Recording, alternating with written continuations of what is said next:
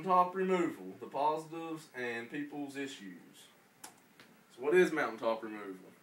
Mountaintop removal is the extraction of a coal seam on the top of a mountain or a ridge top with the use of explosives and heavy equipment such as dozers, front end loaders, and rock trucks. But people have issues, well, when I say people, mainly environmentalists, with this mining process.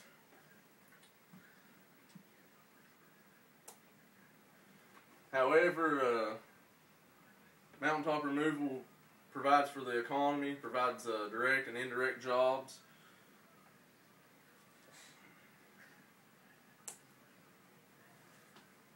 And many people protest and disagree with this, but MTR has its positives, which most of these people look over and is a significant job supplier and supplies new woodland. The purpose of this speech is to persuade you, the audience, and protesters that mountaintop removal is a significant job supplying business in Appalachia and also replenishes the land through reclaiming and providing animals new habitat to thrive in, as well as creating wetlands. The economic side of mountaintop removal. It provides jobs, direct jobs and indirect jobs. Direct jobs such as equipment operators, engineers, geologists, foremen, superintendents, and office jobs. And indirect jobs such as diesel mechanics, such as employees for CAT, Komatsu, John Deere, and as well as employees for mine supply companies. It also there's also a high demand for coal right now, especially overseas. Other countries are finally deciding to use coal for electricity and in steel making. And I received that information from Coal News. Mountaintop removal accounts for 40 to 45% of the coal extracted from Appalachia, as obtained from nrdc.org. And within the next year to 2 years, annual sales are to increase by 98 million tons. There are also a lot of opportunities to mine coal that we should take advantage of. With the country in debt and unemployment rates sky high, I suggest that federal government turn towards letting these coal companies create jobs by permitting more coal mines. There's still billions upon billions of tons of mineable coal throughout Appalachian Mountains, but not all of this coal is underground mine friendly, meaning the seam is too high in the ridge tops and too close to the most narrow part of the mountain, and it'd be easier to strip mine it rather than have to worry about maintaining your 100-foot cover. Surface mining also extracts nearly all of the coal that is exposed. And I think that's probably about 95%, which I retained from worldcoal.org. Appalachia offers the most expensive high rate of coal in the nation. It's low sulfur, high BTU. And here's a few benefits of reclaimed surface mines. Reclaimed surface mines has to be approved by the DEP as far as the plan for proper reclamation goes, and it requires a vegetation plan and reconstruction of natural drainage.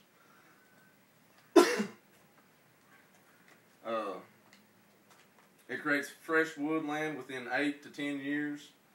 Creates multiple wetlands, such as at the bottom of a valley field. If we've got a sediment pond, there's going to be multiple species come to that pond, whether it's fish or ducks, deer, bear, turkey, whatever.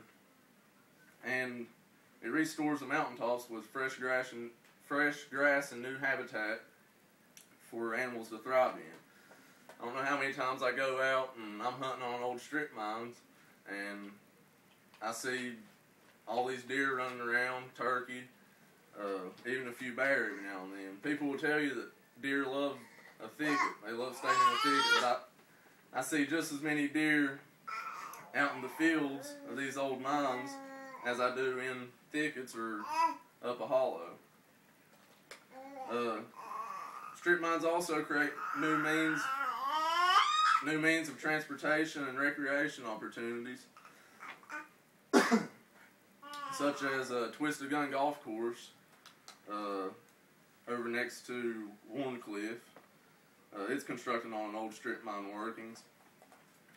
And also Rock House Lake, which was constructed back in 88 or 89 by Massey.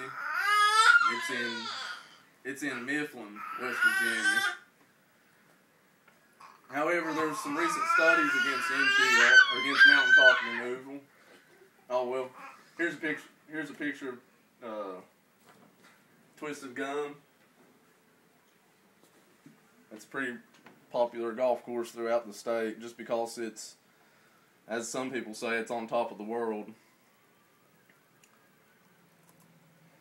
But recent studies against MTR say that there's been an increase in birth defects in Appalachia. That was obtained from Kentucky.com, which is a online magazine.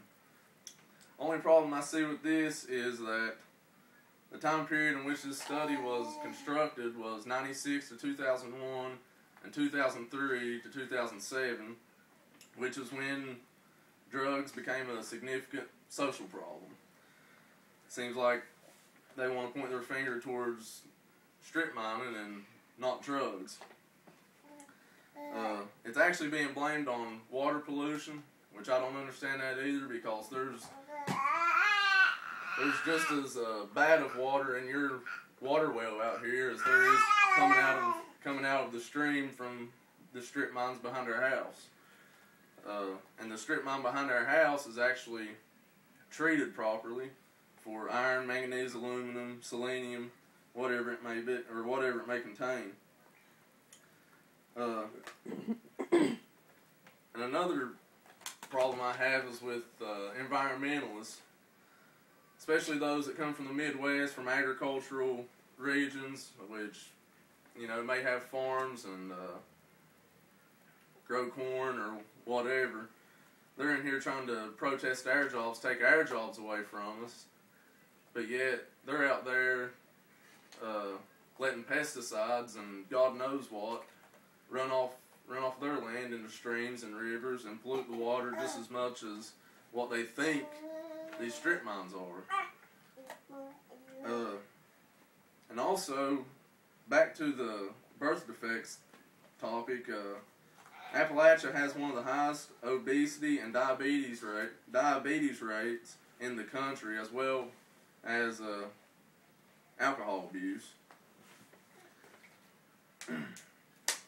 And Charleston Gazette stated here recently.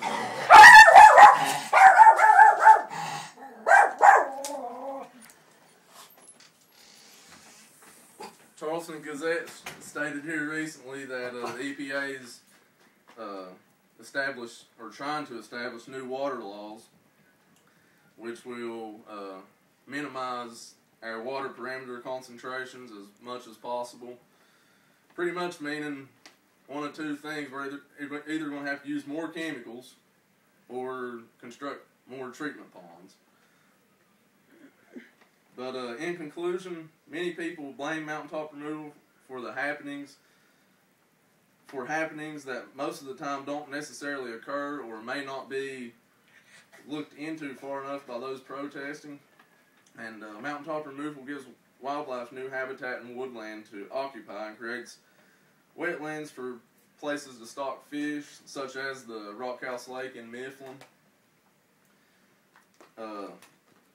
Mountaintop removal does not harm the environment any more than highway construction does, and highway construction costs us taxes. Lots of taxes. State and federal. Runoff from anything can harm a stream, just like I mentioned that about the Midwest farmlands and the pesticides. But the runoff from our strip mining operations are treated. And they're treated to meet DEP requirements. Mountaintop removal provides multiple jobs throughout the region, and with the high demand of coal and trillions of dollars in debt the United States is facing, coal needs to be utilized while it is available, and I mean that in unemployment terms. Speaking for those throughout the coal business, the tree huggers need to leave us alone, let us mine our coal, and go find some jobs themselves. Coal is the only thing that keeps southern West Virginia alive, and eastern Kentucky, and without strip mining, some of us would lose most, if not everything, our families have worked for. Yay, good job.